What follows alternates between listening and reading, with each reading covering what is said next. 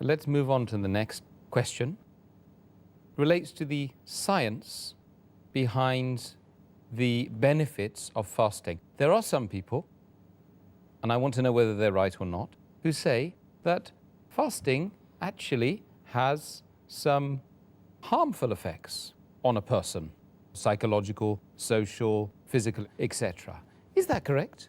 Several researches have been done by many scientists as far as fasting is concerned, and what effect does it have in various aspects of the human body.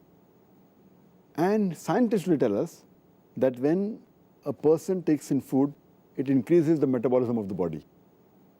When the food intake is reduced, or when a person fasts, the body metabolism rate goes down by about 22%. And if you fast continuously for several days or for a month, then this stabilizes at a lower rate. So the body metabolism rate is reduced by fasting. Further, there was research done on various groups of male and female Muslims who had fasted, and it showed that there was a slight reduction in the body weight, but there was an increase in the glucose level. As far as all the other things are concerned, it remained constant, whether it was the testosterone or the cortisol, whether it was sodium, potassium, urea, whether it was cholesterol, whether it was HDL, high density lipoprotein, whether it was LDL, low density lipoprotein, whether it was TG, the triglyceride, all these, the body level, they remained the same. The fasting did not have any effect on them, except it increased the glucose level and there was a slight reduction in weight. When another research was conducted in Iran, where some men fasted for about 17 hours, for about 30 days in the month of Ramadan, it showed that it had no effect on the male reproductive hormone, on the testosterone. And it had no effect on the HPTA as well as on the thyroid hormones. There were several researches conducted. There was also a study made which was called as increase in oxidation in the month of Ramadan on healthy women, away from maintaining the weight maintenance. And it showed that during fasting, there was no change as far as the physiology of the body was concerned. The weight was same and all the functions were the same. Fasting increases the fat oxidation and decreases the carbohydrate oxidation. And we have to realize that we have to let the physicians of the Western world, they should know that they should note the levels of bilirubin and glucose while fasting. There were further studies conducted that fasting increases the mucosa developed B lymphocyte cell responsiveness, but did not show a change in the B lymphocyte responsiveness of the rheumatoid arthritis and the health volunteers.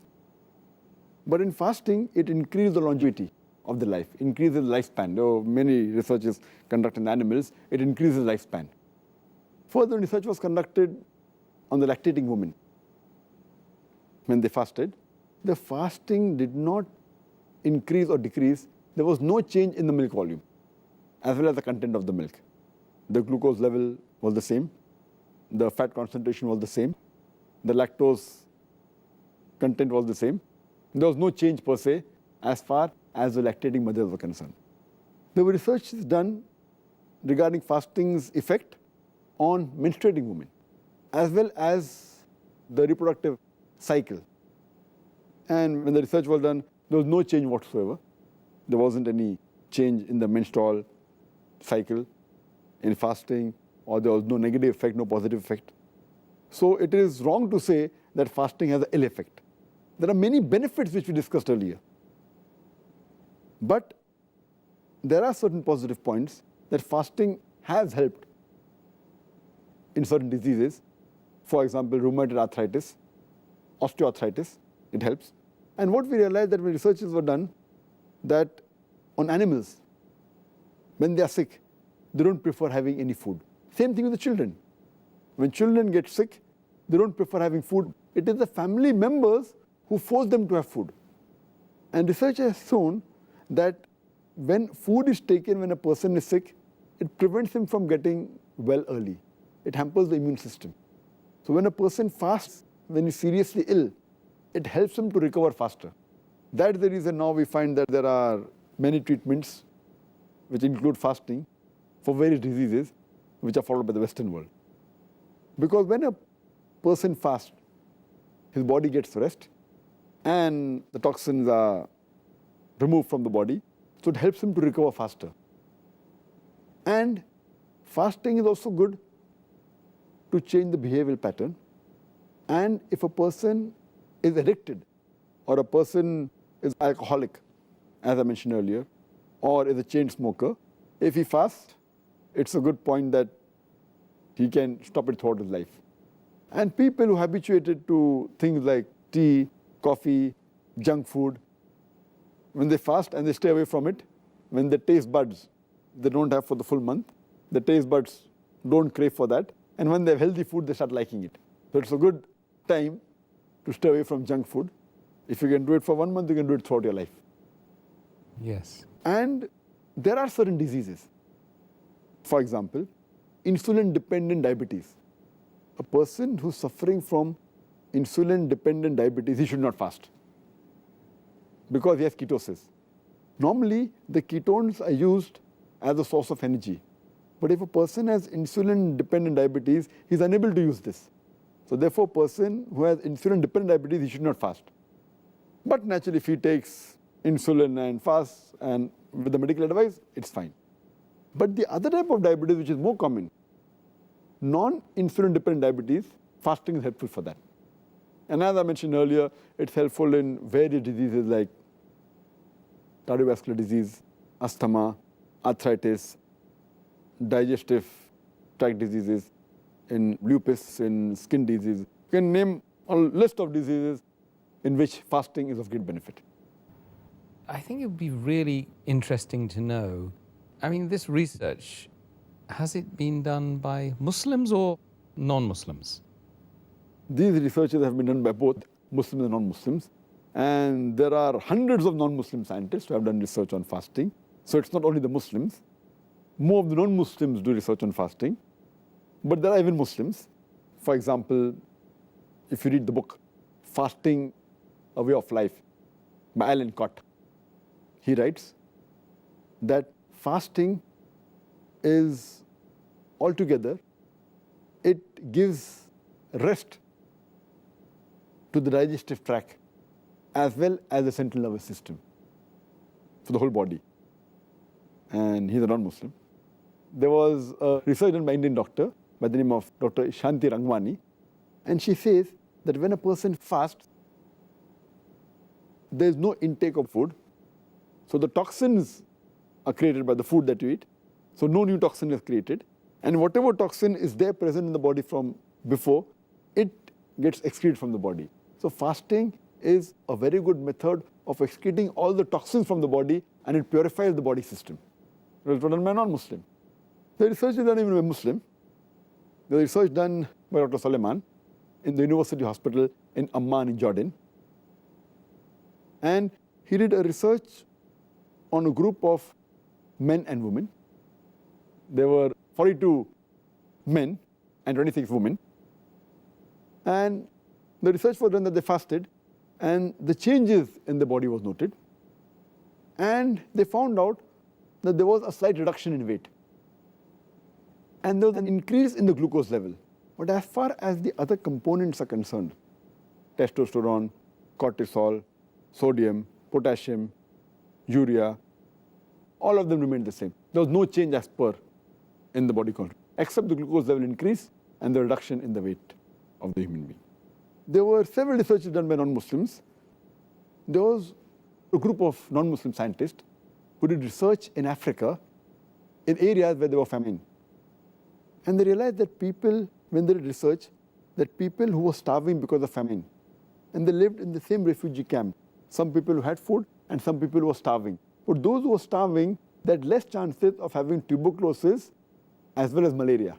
So fasting increased the defense mechanism against tuberculosis and malaria. So it's Allah's mercy, alhamdulillah, can you believe, because they were starving, it prevented them from having tuberculosis as well as malaria. Allahu Akbar. There were researches done by non-Muslims which show that fasting increases the longevity, increases the lifespan, and it has a reversal on the aging process. There was research done by a Muslim scientist by the name of Dr. Osama Kandil in the Harvard University. Muslim, but in a non-Muslim country, non-Muslim university. And he did a research on patients suffering from cancer. And he tried to find out what way do the cells function, especially the killer cells, which attack the cancer cells. And he did a counting just before they started fasting. And then he again did a counting on the 21st day of Ramadan, then 28th day of Ramadan. And he found that there was a marked difference.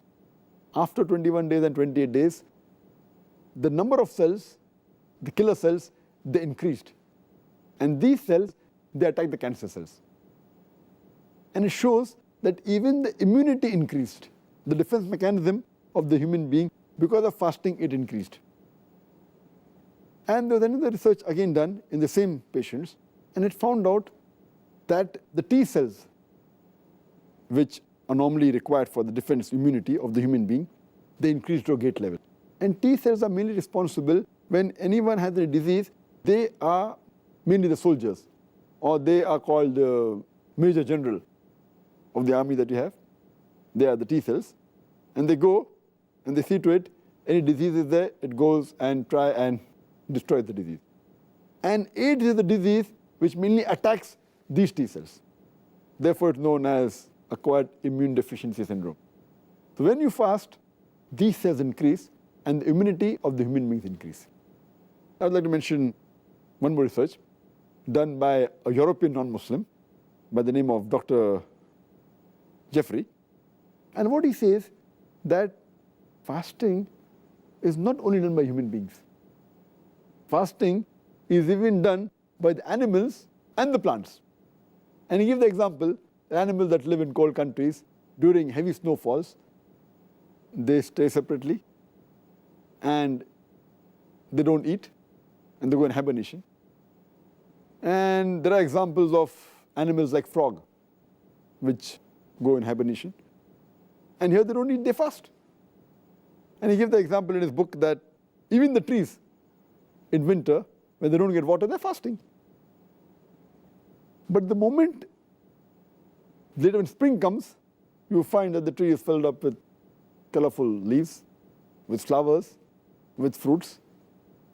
And he suggested that every human being, every year, should at least fast for 40 days.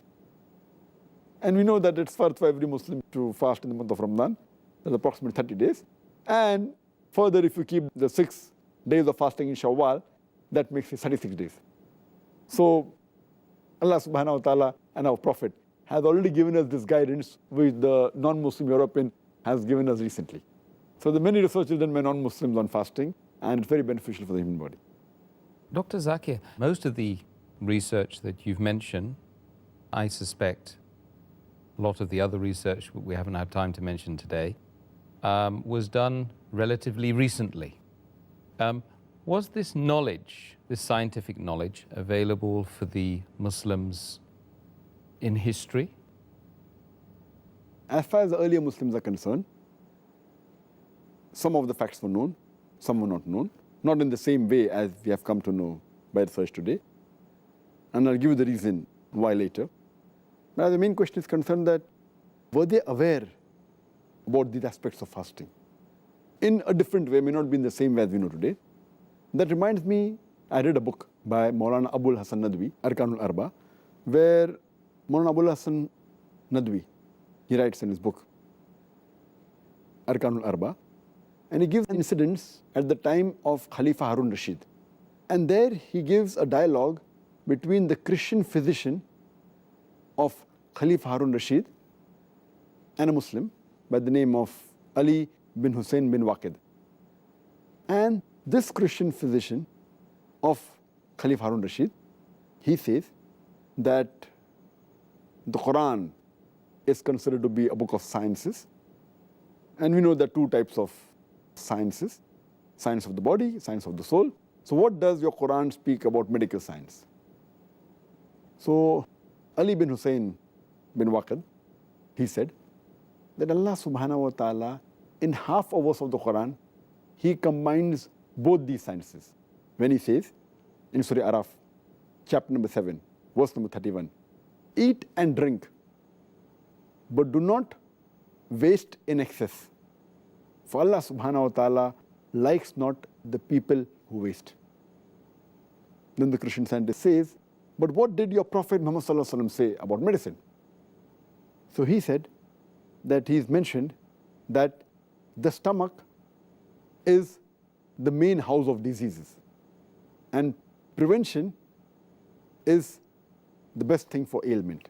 And prevention is better than cure. And as I mentioned, our beloved Prophet Muhammad sallallahu alaihi wasallam said, it's mentioned in Ibn Majah, volume number 4, hadith number 3349.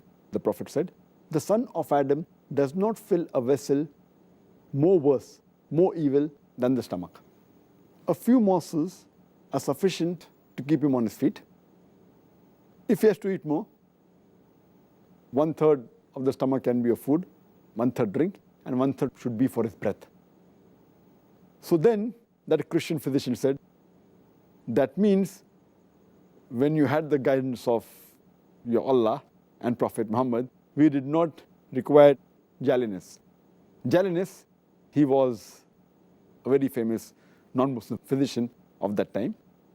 So what the Prophet and Allah say is a telegraphic message, which we have done research today. But the Prophet also already has given in a nutshell the message before. And in that same book, Arkanul Arba, Maulana Abul Hasan Nadwi, he mentions and he gives the example of another non-Muslim scientist who's an American. He says that every human being, whether poor or rich, he should fast for some days every year. It will keep him healthy. And then he says that Islam is the best religion, which has made it compulsory on his followers to fast. And he said that Prophet Muhammad, peace be upon him, was the best physician who has prescribed fasting. And he said that there's no better healthy way than fasting, and after that Taraweeh, in which you have to do some exercise, according to him, which helps in digestion. So if you realize that the non-Muslims appreciated the religion of Islam after doing research. Though many of the Muslims are aware about the medical benefits of fasting, but we Muslims, we don't fast for these medical benefits. We fast for sake of Allah subhanahu wa ta'ala, for the pleasure of Allah subhanahu wa ta'ala. We don't fast for the medical benefits. These medical benefits are ancillary. Yeah. Or they may be maybe sweet dishes, maybe the dessert. Our main biryani, our main meal course is for pleasure of Allah subhanahu wa ta'ala, which we discussed in the objective of fasting. We don't fast for medical benefits. Even if these medical benefits were not there, we Muslim would have fasted for Allah subhanahu wa ta'ala. But as whatever we do for Allah subhanahu wa ta'ala, Allah gives us back in return. So all the acts that we do, it actually benefits us in various ways in this world as well as in the akhirah. But we Muslims don't fast for these medical benefits. These are just bonuses that we get, irrespective of that we get or not, yet would fast for the sake of Allah subhanahu wa ta'ala. Yeah, that's good. So when you listen to the commandments of Allah subhanahu wa ta'ala and Rasulullah sallallahu alayhi wa sallam, look at his life and implement those things, immediately you get some benefit in this world. Subhanallah.